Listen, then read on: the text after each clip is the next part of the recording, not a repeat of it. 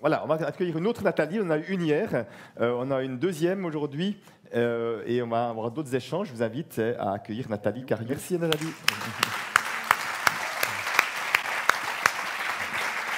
Excuse-moi. Tu veux bien nous rejoindre? Bonjour. Merci à toi, bienvenue.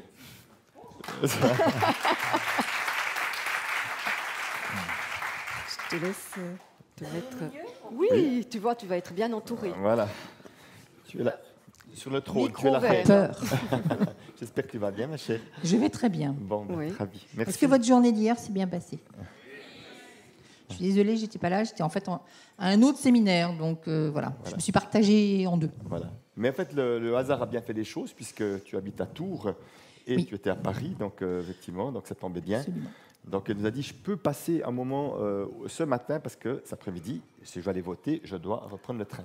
Elle dit, vous voyez, quand on fixe une date 9 mois à l'avance, j'ai pas le réflexe de se dire, est-ce qu'il se pourrait qu'il y ait des votations en France ce week-end-là? Ça aurait été une bonne réflexion à se faire, pour tout vous dire, mais je ne l'ai pas faite. Voilà. Donc, j'avais envie, du moment que Nathalie avait la possibilité de passer, j'avais envie de prendre un temps avec elle, parce que... Qui connaît Nathalie Cariou? Lève la main. Voilà, comme beaucoup de monde, hein, vous voyez. Nathalie Cariou s'est fait un nom depuis quand même pas mal d'années, et est un programme qui s'appelle Richesse et Liberté, je crois. Absolument. Voilà, tout à fait. Tu peux juste dire en 2-3 mots en quoi consiste ce programme, peut-être, pour qu'on puisse se mettre dans le contexte. C'est un programme en ligne avec des accompagnements en webinaire, en coaching, en plein de choses, qui a pour but de vous aider à reprendre vos finances personnelles en main, donc sur une logique globale. Donc ça veut dire savoir gérer, ça veut dire travailler sur ses croyances, ça veut dire, parce qu'on ne sait jamais si ça ne suffisait pas d'avoir travaillé, on va en remettre une couche. Des fois, c'est un peu la politique de l'oignon. il faut y recommencer plusieurs fois. Et puis, on va travailler sur les investissements, on va travailler sur comment gagner de l'argent, donc comment rentrer dans la matière. Je pars du principe, et ce programme est calqué là-dessus, que l'argent est un outil magnifique, un outil de développement magnifique, parce qu'il travaille sur les 3 niveaux qui sont la matière. Donc c'est effectivement, ça permet de gagner de l'argent dans la matière, de l'affectif, le psychologique. Donc ça travaille aussi au niveau psychologique et ça travaille au niveau spirituel. Donc pour moi, c'est vraiment une énergie, un outil de développement personnel et un outil d'incarnation dans la matière. Donc ça permet de faire des choses. Alors quand on dit incarnation, on se dit c'est quoi? Ça permet de faire des choses dans la vraie vie. Et pour faire des choses dans la vraie vie, il va falloir de l'argent. Voilà. Qu'on l'ait soi-même ou qu'on réussisse à l'attirer par d'autres personnes. Ah oui, c'est pas, la question n'est pas forcément d'en avoir soi. La question est d'être à l'aise avec, de savoir l'utiliser. Voilà. Et comme Nathalie a une expérience qui est évidemment complémentaire à la mienne, c'est pour ça que j'ai envie de l'entendre aussi. Quelles sont peut-être justement les croyances limitantes majeures peut-être que tu vois, ou les blocages qui font que les personnes, ils ont beau investir, mettre du temps, ça stagne, ça ne marche pas vraiment? Alors, bien évidemment. Certains, évidemment. Oui. Alors, je vais plutôt... Tu m'avais effectivement posé cette question et je me suis dit, tiens, au fait, qu'est-ce qui fait que certaines personnes ne réussissent pas ou n'avancent pas? Et je trouvais qu'il y avait 3 choses. Alors, ça va nous amener un petit peu dans d'autres choses que les croyances purement, mais je trouvais que c'était intéressant. Il y avait le côté de l'engagement, qui est quand même un peu important dans la vie. Il y avait donc il y a l'engagement, il y a la prise de risque. Effectivement, est-ce que j'accepte ou pas de prendre des risques et comment je me situe par rapport à ça? Et puis, il y a la peur de manquer. Et c'est vraiment 3 choses qui, pour moi, sont importantes. Donc, effectivement, engagement et prise de risque, c'est 2 choses qui vont faire que vous allez réussir. Et la peur de manquer, c'est ce qui fait que vous pourriez échouer. Donc, effectivement, engagement, pourquoi? Parce que des fois, on a envie, mais on n'y va pas vraiment. Et donc, globalement, il ne va pas se passer. Et en réalité, on devrait aller sur une voie jusqu'à temps qu'on y arrive, quel que soit le temps que ça prend. En fait, le temps a peu d'importance. On y va. Donc, prise de risque, parce que l'argent, je vous ai dit, c'est de la matière. Donc, à un moment donné, il va quand même falloir compter. Je sais pas, j'imagine qu'on a un peu parlé, vous avez parlé de chiffres hier. Donc, vous avez parlé de compter. Et quand on va compter, on va ouvrir son compte en banque, on va ouvrir son porte-monnaie. Quand on va ouvrir son compte en banque et son porte-monnaie, on va voir ce qu'il y a dedans. Et pour qu'il y ait de l'argent dedans, probablement qu'à un moment donné, il faut accepter d'avoir pris des risques. Alors, prendre des risques, ça peut être aller toquer à la porte d'un patron pour dire « Coucou, bonjour, j'aimerais bien une augmentation ». On va dire, bon, ça n'a pas l'air d'être un grand risque, mais en fait, si, ça fait peur, quoi. Donc, effectivement, qui dit prendre des risques, dit accepter d'avoir peur dans une situation et d'y aller quand même. Ça peut être, effectivement, réaliser des investissements. Donc, ne pas travailler dur pour gagner de l'argent, mais gagner de l'argent autrement, avec des investissements. Quand on va faire un investissement, on va aussi se confronter à sa zone d'inconnu et on va, effectivement, ça veut dire prendre du risque, ça veut dire avoir peur et ça veut dire y aller quand même. Donc ça, c'est vraiment deux choses. Et j'ai vraiment remarqué que les personnes qui étaient le plus d'accord pour... Alors, l'idée, c'est pas de sauter en parachute sans parachute. Vous voyez, parce que c'est dangereux. Hein. Donc, on va mettre un parachute, mais quand même, il va falloir sauter. Et donc, il va falloir être d'accord de sauter à un moment donné. Et les personnes qui vont réussir sur un programme, réussir par rapport à leur vie financière, quel que soit d'ailleurs le terrain sur lequel elles ont envie de réussir, il va y avoir à un moment donné prendre un risque et y aller. Et donc, votre capacité à prendre des risques et donc votre capacité à lâcher le contrôle, à accepter la peur, et effectivement tout ça, vous l'avez travaillé aussi dans ces 2 jours, est complètement importante. Et puis il y a la fameuse peur de manquer. Et pour moi, j'ai dit c'est pas forcément ce qui va vous, c'est pas l'absence de peur de manquer, c'est pas ce qui va vous faire réussir, mais par contre c'est ce qui va vous faire rater. À partir du moment où on a ce démon de la peur de manquer en soi, et on a tous du manque en nous. Et notre travail, c'est de travailler. Et en plus, c'est pénible le manque parce qu'en fait, il faut y travailler, entre guillemets, toute sa vie. C'est vraiment le truc où ça revient, on croit que ça y est, c'est fini. Pas du tout. Tout d'un coup, hop, ça se glisse, hop, ça revient. Donc, effectivement, travailler sur le manque pour lâcher la peur de manquer. Parce que c'est ce qui fait qu'on ne bouge pas. C'est ce qui fait qu'on fait des énormes bêtises. C'est ce qui fait qu'il y a certaines personnes qui vont se mettre à faire, par exemple, des investissements bizarres. Et qui, à la fin, vont me dire « Ah, c'est bizarre, j'ai tout perdu. » Non, tu n'as pas tout perdu. Tu as voulu faire trop vite et jouer. Parce qu'en fait, qui dit peur de manquer, dit quoi ? Je vais vous donner un secret horrible. Moi, comme peut-être vous, mais non, vous, non. Moi, oui. Allez. En fait, j'adorerais gagner de l'argent sans rien faire, au fond de mon lit et en 3 minutes. Tu crois pas que tu t'ennuierais au bout d'un moment quand même? C'est pas grave, j'en gagnerai plus et je ne saurais toujours pas quoi en faire, mais c'est pas grave, je m'en fiche. C'est presque la définition du Bitcoin, ça, non? C'est un peu la définition du Bitcoin, peut-être. Et donc, effectivement, on a tous cette envie-là. On a tous cette envie de se dire « Ah ouais, j'aimerais bien gagner de l'argent sans rien faire, facilement, sans risque. » Parce qu'il ne faut quand même pas non plus rigoler, que juste j'ai appuyé sur un bouton et ça arrive. Sauf que ça n'existe pas. Et pourquoi on a ça? Parce qu'effectivement, on a une petite fainéantise naturelle. Voilà. On a envie d'avoir. Moi, je parle souvent d'avidité. Je trouve que l'avidité, c'est quelque chose de normal et il faut l'accepter à la fin de soi. Mais si vous couplez avidité d'un côté, naturelle, normale, humaine. C'est-à-dire, on est tous des humains, mais c'est ça l'être humain. Et de l'autre côté, que vous avez la peur de manquer, ça fait une bombe atomique. Parce que d'un côté, vous vous dites « Ah ouais, non, j'ai envie d'avoir. Bah oui, j'ai pas envie d'avoir des fins de mois difficiles. Forcément, personne n'a envie de ça. Et c'est normal de ne pas avoir envie de ça. Et d'un autre côté, j'ai peur de jamais y arriver. Donc, je voudrais bien une formule magique, parce que ce serait quand même beaucoup plus simple si j'avais une formule magique. Et à la fin, ça fait bombe atomique. Voilà. Donc, c'est vraiment quelque chose sur lequel je vous incite à travailler, cette peur de manquer. Travailler sur le côté, être dans la conscience d'abondance. Travailler sur l'abondance de la vie, sur la beauté de la vie, sur tout ce qu'on veut, pour vraiment lâcher la peur du manque. Chose importante. Merci déjà, merci pour cette réponse. Ça parle déjà, peut-être que je n'ai pas un complément à dire, mais j'ai l'impression effectivement qu'il y a des personnes qui veulent beaucoup d'argent pour de mauvaises raisons. Alors, je ne sais pas s'il y a quelque chose de plus à dire que ce que tu as dit, mais me semble-t-il. C'est quoi les mauvaises raisons? Des mauvaises raisons, je veux dire, justement, c'est de croire que parce que j'aurais beaucoup d'argent, je n'aurais plus peur. Voilà, donc c'est... Oui, alors, j'allais dire, je passe ma vie à travailler sur l'argent. Et je vais vous dire un truc, l'argent, vraiment, pour moi, ça n'a aucun intérêt. Mais alors, aucun, touché, aucun. Ça permet de faire des choses. Donc c'est un outil un petit peu utile dans le monde dans lequel on vit. Alors, certaines personnes me disent « ouais, mais on pourrait peut-être s'en passer ». Je ne suis pas spécialiste du monde d'après où on n'aura pas d'argent. Peut-être que oui, peut-être qu'on arrivera un jour dans un monde dans lequel il n'y aura pas d'argent. Néanmoins, l'argent a quelques vertus. Ça a été un petit peu dévoyé, mais ça a aussi quelques vertus, notamment une vertu d'échange et une vertu d'échange équitable. C'est-à-dire qu'à un moment donné, les choses ont un coût, ont une valeur, et on va pouvoir échanger des choses. On va pouvoir emprunter de l'argent, effectivement, aussi sur la base de cette valeur. Donc ça n'a pas que des inconvénients.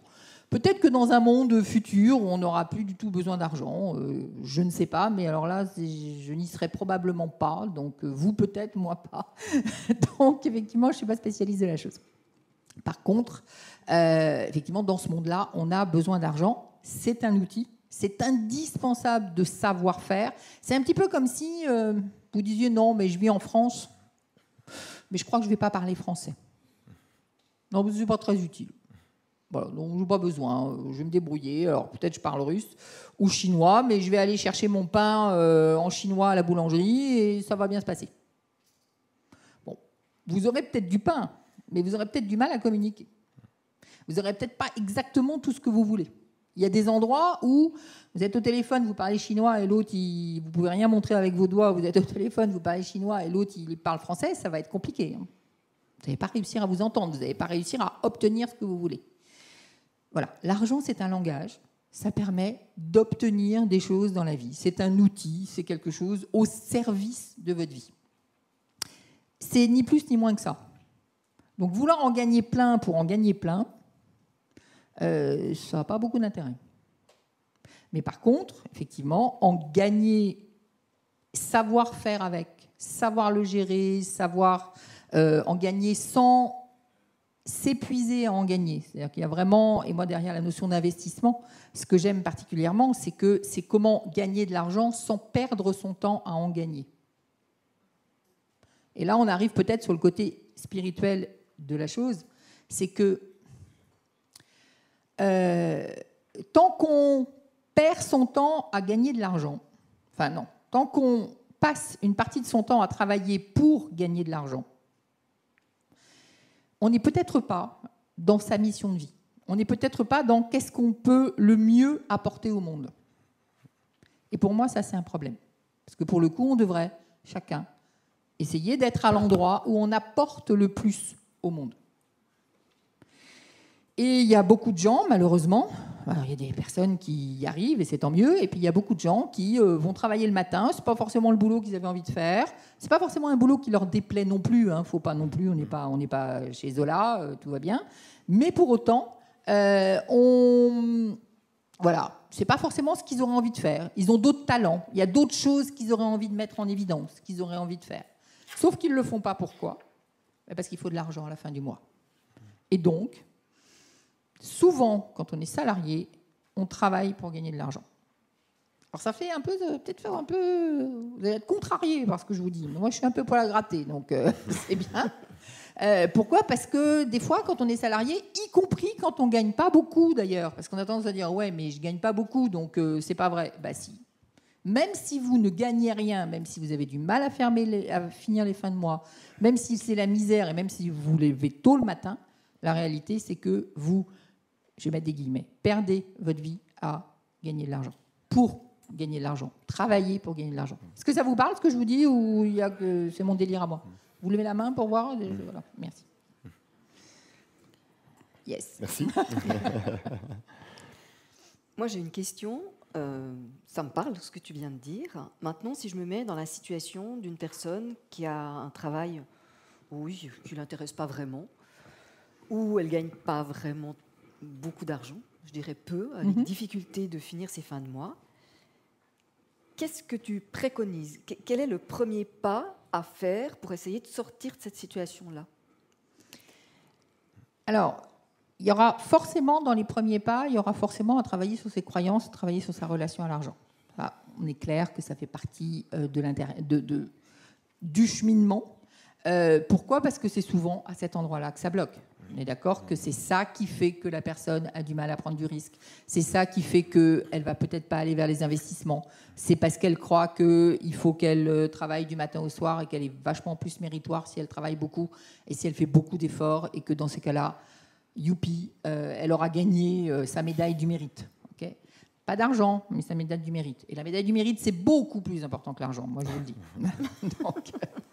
Donc tout ça c'est effectivement vrai. Après, il y a donc le travail qu'il va y avoir à faire, mais il y a aussi à commencer à réfléchir autrement que cette fameuse relation travail-argent.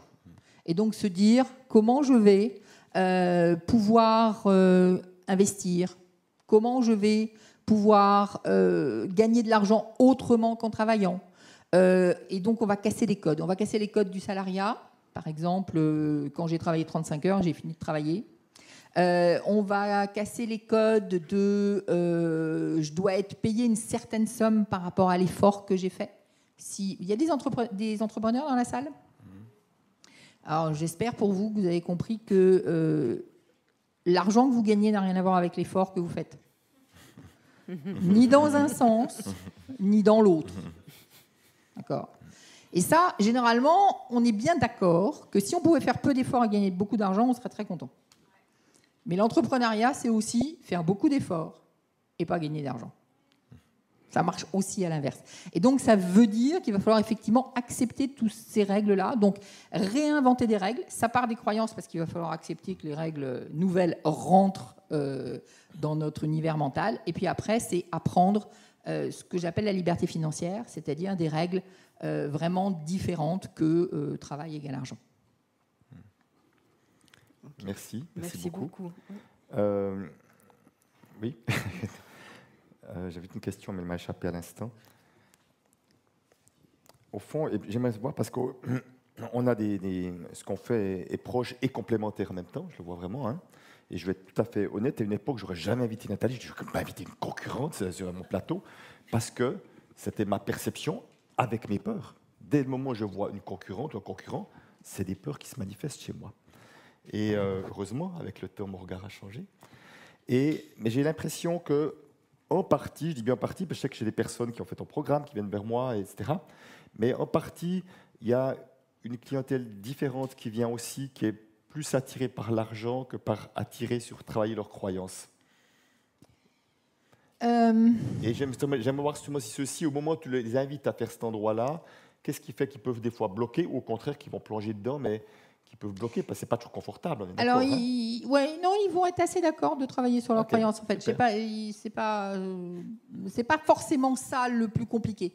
En réalité, alors c'est pas forcément ça le plus compliqué. Non, ça va dépendre des populations.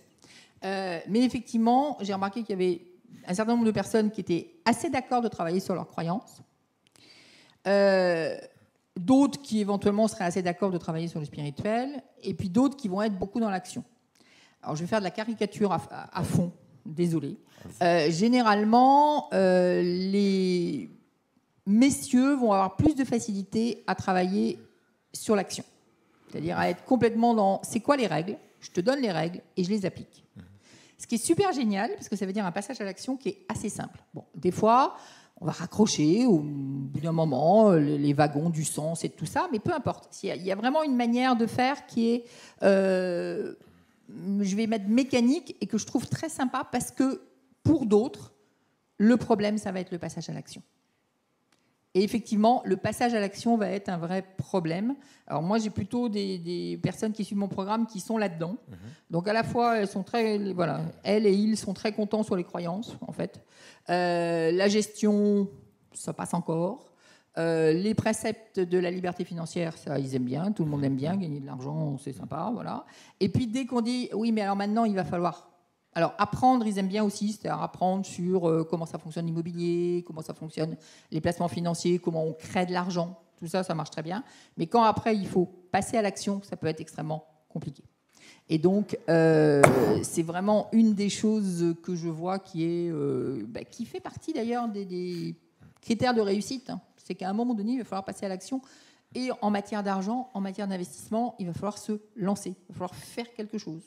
Si on fait de l'immobilier, il va falloir acheter un bien. Si on fait des placements financiers, il va falloir appuyer sur le bouton qui fait qu'on achète une action ou une crypto ou ce qu'on veut. Si on va créer de l'argent avec une activité sur Internet ou pas, et à un moment donné, il va peut-être falloir publier une vidéo. Tout ça, c'est du passage à l'action. Alors, ma définition du passage à l'action, juste pour qu'on soit d'accord, c'est des choses qui se voient de l'extérieur.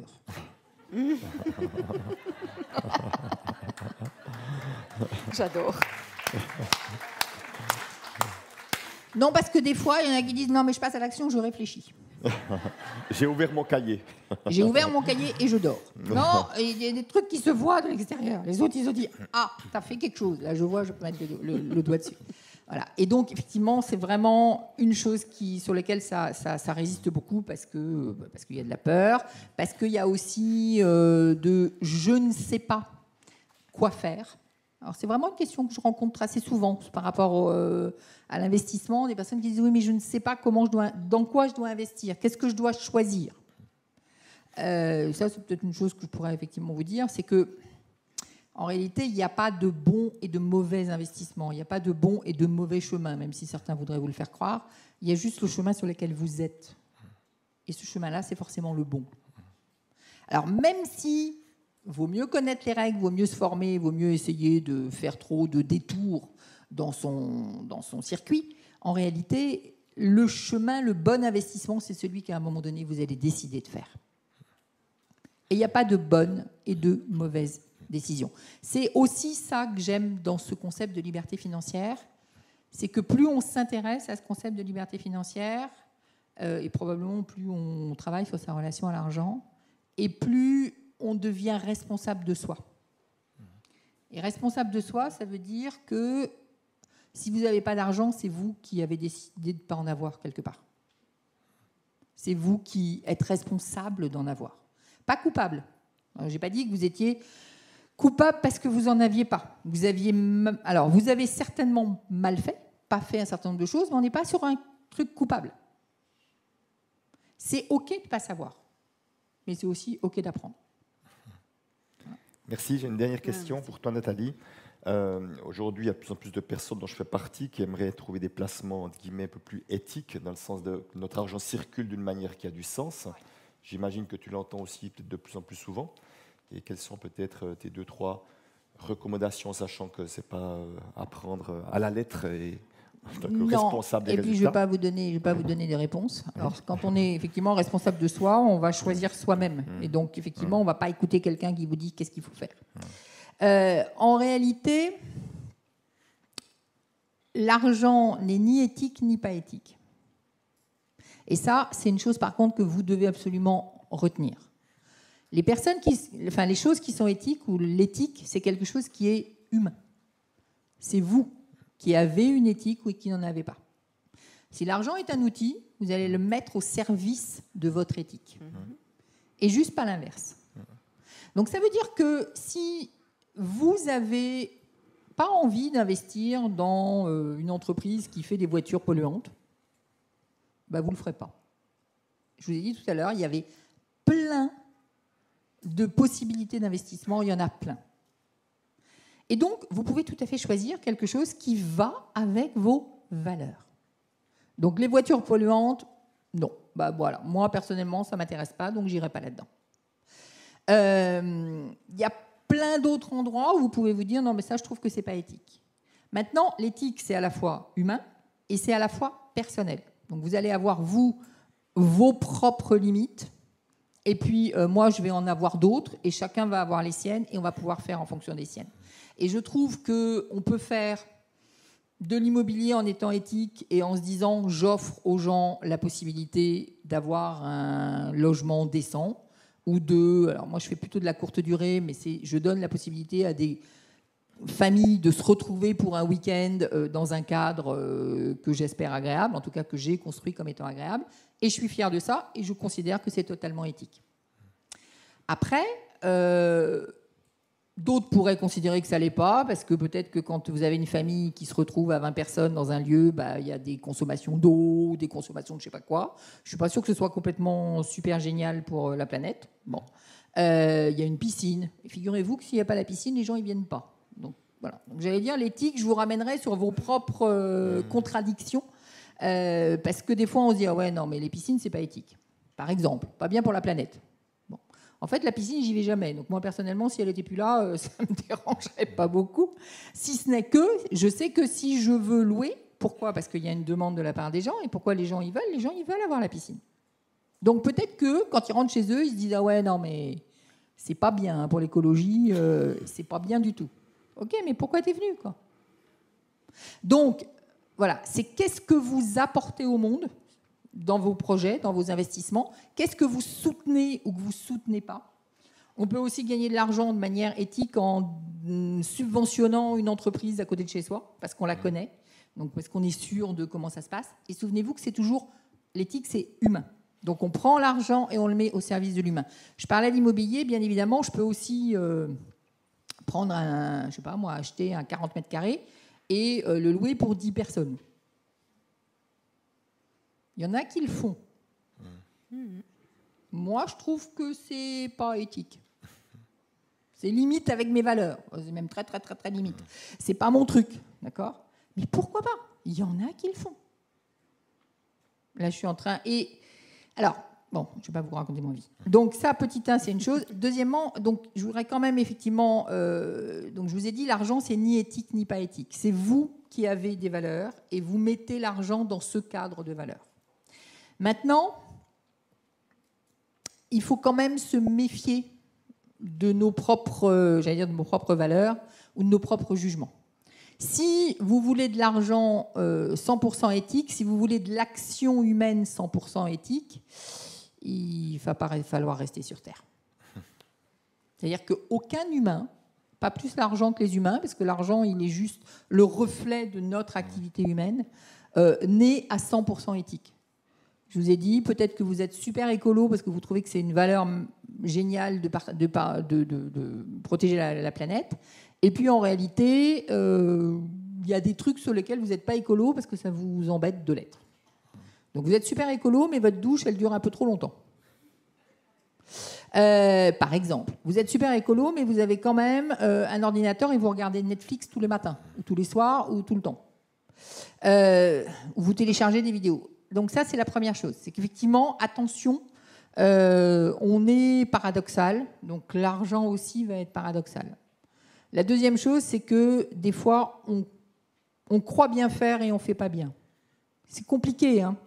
C'est compliqué de... Alors, j'ai parlé de l'éthique par rapport à l'écologie parce que c'est assez visible, mais il y a plein d'autres choses possibles et imaginables. Des fois, on croit bien faire et on ne fait pas bien. Je vais donner un autre exemple qui est un petit peu plus ardos, mais bon, allez. Peut-être que votre éthique, c'est qu'on ne fait pas travailler des enfants en bas âge.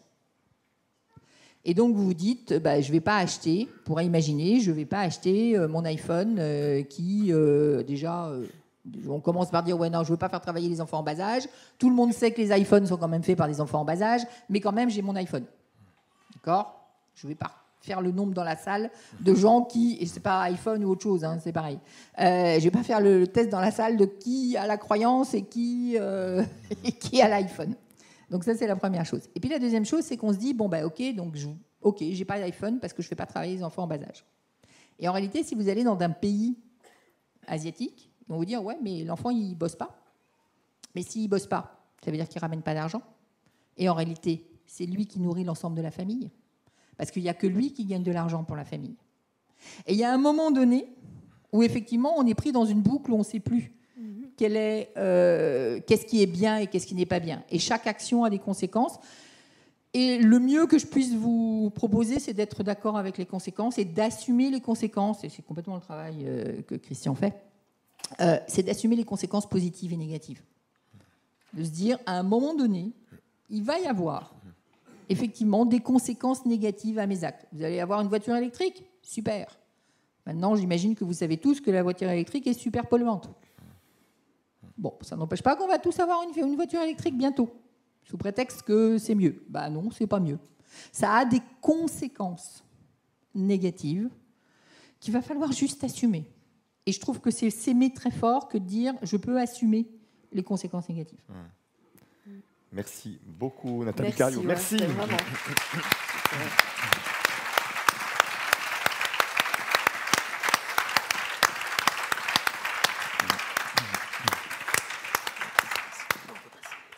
Oui, oui.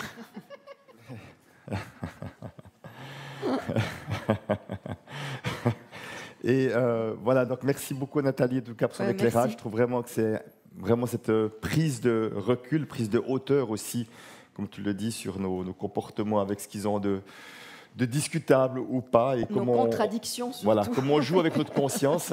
Alors, sachez que vous recevrez tous un courriel, que vous soyez d'ailleurs à distance ou ici en présence, vous recevrez un courriel avec un certain nombre d'informations dans lequel il y aura également un lien pour le magazine que fait Nathalie également, que vous pourrez également, j'allais dire télécharger, mais j'ai pas osé utiliser ce mot-là, mais regardez. Si, téléchargé, effectivement. Oui, non, voilà, c'est un e-magazine. Un e-magazine, voilà, tout à C'est fait. beau le monde moderne. Voilà. Voilà. Un grand merci pour ta présence. Ouais, merci et tu vas beaucoup, bienvenue avec Nathalie, nous encore. super. Merci.